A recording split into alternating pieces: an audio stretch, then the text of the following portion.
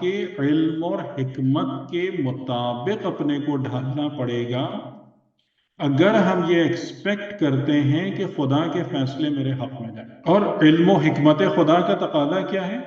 یعنی جو بات جو اہم ترین ہے کہ علم و حکمت الہی کا تقاضا یہ ہے کہ تم اپنے نفس کو صفات حسنہ سے آراستہ کرو، پھر تمہیں دنیا اور آخرت کی خیر و خوبی نصیب ہوگی میری طرف سے۔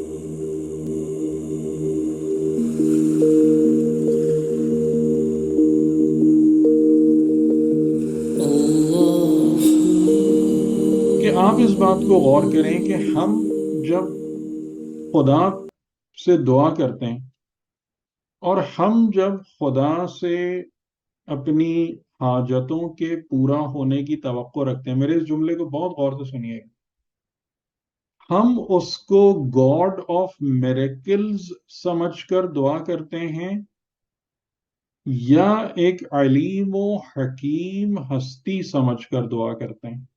یعنی وہ خدا کہ جو بس معجزات دکھانے کے لیے، کیونکہ وہ قدرت رکھتا ہے، کیونکہ اس کے پاس پاور اور اتھارٹی ہے تو ہی can perform miracles all the time, اس کی میریکولس پاور پر بلیو کرتے ہوئے خدا کی بارگاہ میں دعا کرنے کے لیے حاضر ہوتے ہیں۔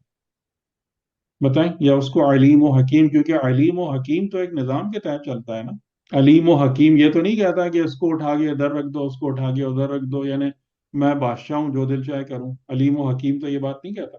آپ دیکھ رہے ہیں کتنے زیادہ یہ اس طریقے سے پھر گیپس آتے ہیں ہمارے پاس۔ تو حضرت یعقوب علیہ السلام کیوں یہ بات نہیں کہہ رہے کہ خدا جو ہے نا بس وہ ہر شے پہ قدرت رکھتا ہے، وہ لے آئے گا میرے پاس سب کچھ؟ یعنی اگر خدا میرے اس مسئلے کو حل کرے گا تو کس بنا پر حل کرے گا؟ اپنے علم و حکمت کی بنا پہ حل کرے گا۔ یعنی ایک نظام ہے جس کے تحت معاملات آگے چلتے ہیں۔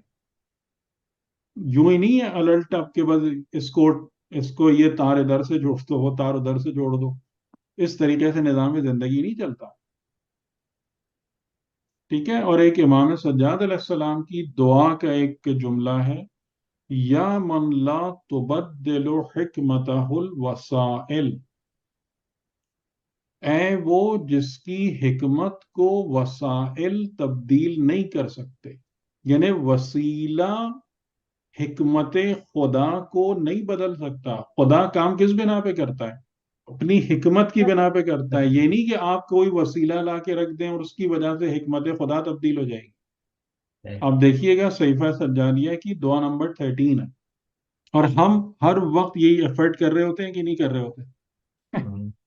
کسی طرح سے جی حکمت جی کسی وسیلے سے کسی طرح سے بھی ہاں، کہ آپ اپنی حکمت اور علم کی بات تو اپنے پاس رکھیں، اپنی یہ میرا خود وسیلہ لیں اور اس کو تبدیل کر دیں۔ کہ اس کا مطلب یہ ہوا کہ ہمیں اپنی زندگی میں خدا کے علم اور حکمت کے مطابق اپنے کو ڈھالنا پڑے گا اگر ہم یہ ایکسپیکٹ کرتے ہیں کہ خدا کے فیصلے میرے حق میں جائیں۔